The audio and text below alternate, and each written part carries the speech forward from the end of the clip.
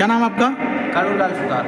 कालूलाल जी, आज शिक्षा मंत्री और पंचायत राज मंत्री मदन दिलावर जी चित्तौड़गढ़ पहुंचे और जन सुनवाई कर रहे हैं। आप भी यहाँ मौजूद हैं, क्या मामला है आपका?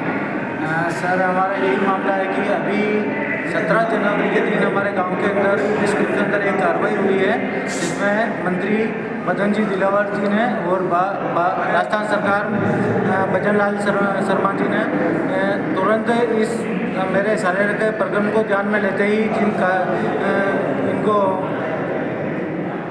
बर्खास्त किया है। स्कूल के जो कर्मचारी हैं उनको, उसमें क्या है, हम ग्रामवासियों ने एक गंगरार थाने के अंदर एक रिपोर्ट दर्ज कराई थी। उस रिपोर्ट के ऊपर अभी तक कोई कार्यवाही नहीं की गई और स्कूल के पीओ की तरफ से दी गई रिपोर्ट के ऊपर ही कार्रवाई करके लिपापोती करके अभी तक आगे चार्जशीट पेश नहीं की है। हम चाहते हैं जो लोग वो अभी हमारे को धमकाता है, उनके जो कुछ लोग हैं वो हमारे पास यही समाचार भेजते हैं कि मैं 3 महीने या 2 महीने के अंदर मैं वापस नौकरी लग जाऊँगा और तुम सबको एक एक करके देख लूँगा, ऐसा वैसा करने की धमकी देता है। हम इसके अंदर कानूनी कार्रवाई भी चाहते हैं। हम शिक्षा विभाग की तरफ से हमारा पूरा गांव संतुष्ट है और फिर से एक बार शिक्षा विभाग को हम ग्रामवासी धन्यवाद देना चाहते हैं। बहुत कालूलाल जी, जिस प्रकार से आप कह रहे हो कि शिक्षक जो है वो वापस शिक्षा बर्खास्त जिसको राजस्थान सरकार ने किया है और वापस बहाल होने की कगारी पे है, जैसा आप बताया जा रहा है, उस बहाल होने के बाद आपको लगातार धमकियां मिल रही है, तो धमकी जो मिल रही है उससे रिलेटेड आपने वापस से गंगरार थाने में कोई मामला या प्रार्थना पत्र या मुकदमा दर्ज कराया है? नहीं दर्ज कराया है। अगर आपको लगातार धमकियां मिल रही तो उसके मामले में क्या आपका प्लान है वापस थानाधिकारी से संपर्क करके या डिप्टी से एसपी से संपर्क करके? मैं मंत्री महोदय से यही निवेदन करूंगा कि हमारे इस जो गांव के अंदर जो प्रकरण हुआ है उसके ऊपर हमारे चित्तौड़ के जिला प्रशासन और जिला कलेक्टर महोदय को ये अवगत कराएं कि इसके ऊपर कार्रवाई करें और जो हमारी जो दी गई रिपोर्ट है उसके मुताबिक उसके ऊपर कार्रवाई करें। वो जो ये बताता है कि मैं नौकरी और शिक्षा विभाग को जेब में लेके घूमता फिरता हूँ और बहुत जल्द हो सके इतने टाइम में मैं नौकरी भी लगूंगा और तुम सब लोगों को देख लूंगा।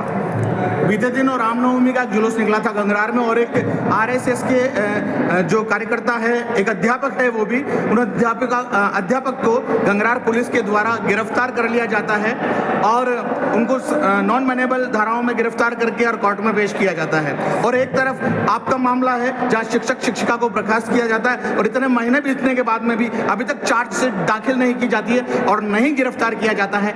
कैसा देखते हैं इस प्रकार के दोगले व्यवहार को? मुझे तो यही लग रहा है कि जो रामनवमी का जो जुलूस था और उसके अंदर जिस शिक्षक को कार्रवाई करा के उसको मतलब एक विवादी जाति के रूप में उनके ऊपर कार्रवाई करी और उनको अंदर रखा थाने के अंदर, ये इसके अंदर भी मुझे लग रहा है कहीं न कहीं उसी की मिलावट है, इसलिए उसके ऊपर इस तरह का ये दुर्व्यवहार किया गया है। जबकि राजस्थान के अंदर भाजपा सरकार है और अगर भाजपा सरकार के अंदर ही अगर हिंदू सुरक्षित नहीं है या हिंदू अगर किसी तरह की कोई झांकी नहीं निकाल सकता है तो मैं मानता हूँ कि इसके अंदर भी कहीं न कहीं उसके हाथ से ही उस आदमी को फंसाया गया है। यानी एक छोटा सा मामले के अंदर अगले ही दिन अध्यापक को उठा लिया जाता है और कोर्ट में पेश किया जाता है, रात भर उन्हें थाने में रखा जाता है और एक बड़े मामले में सालेरा प्रकरण में जो अश्लील मामला हुआ था उसमें अभी तक अध्यापक और उनको गिरफ्तार नहीं करना और एक अध्यापक को सेम डे अगले दिन गिरफ्तार करके थाने में रखना और फिर कोर्ट में पेश करना, क्या इस तरह के न्याय को कैसे देखते हैं? पुलिस के व्यवहार को कैसे देखते हैं? मैं इस पुलिस प्रशासन के इस तरह के व्यवहार से मैं कभी संतुष्ट नहीं हूँ। जिन्होंने अभी तक मेरे गांव का इतना बड़ा प्रकरण था उसके ऊपर अभी तक कोई कार्रवाई नहीं की और एक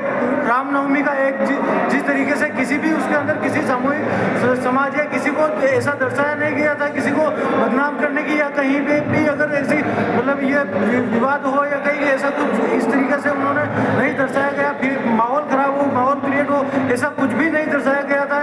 हिंदू समाज को जागृत करने का काम किया था, उसके अंदर भी उन्होंने सबने मिलकर उन शंभूलाल जी लगाने को फंसाने का पूरा प्रयास किया गया और जो मेरे गांव का जो मैटर हुआ था उसके ऊपर अभी तक प्रशासन ने कोई कार्रवाई नहीं की, इसलिए मैं प्रशासन से कभी भी किसी भी बात से संतुष्ट नहीं हूँ। पुलिस के सर्वे को लेकर उच्च अधिकारी से आप संपर्क करेंगे?